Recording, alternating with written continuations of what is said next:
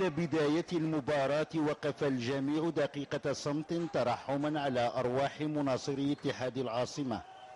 بعدها انطلق اللقاء تحت إدارة الحكم عاشوري، وكما كان متوقعا كانت المباراة صعبة وقوية تميزت بالاندفاع البدني وتخللتها عروض كروية من كلا الجانبين.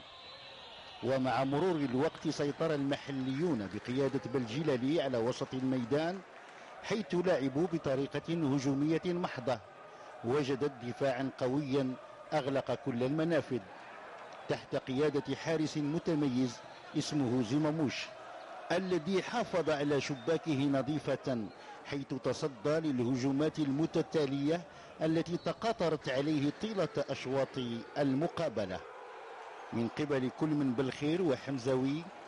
وكذا الحظ الذي وقف إلى جانبه بالنسبة لهذه اللقطة التي وجدت العارضة الأفقية التي أنابت هي الأخرى عن زماموش. الزوار بدورهم أهدروا كرات في معظمها إما خارج الإطار وإما بين أحضان الحارس البشاري سفيون.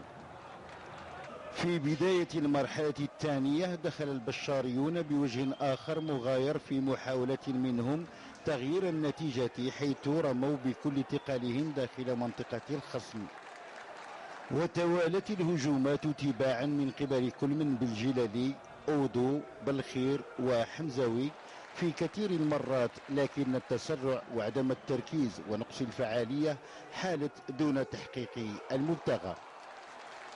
وفي الدقائق الأخيرة توالت الحملات المحلية، لكن سوء الحظ الذي لازم البشاريين حال دون زيارة شباك زماموش الذي يستحق فعلا العلامة الكاملة ويعود إليه الفضل في بقاء شباكه نظيفة إلى آخر دقيقة من اللقاء.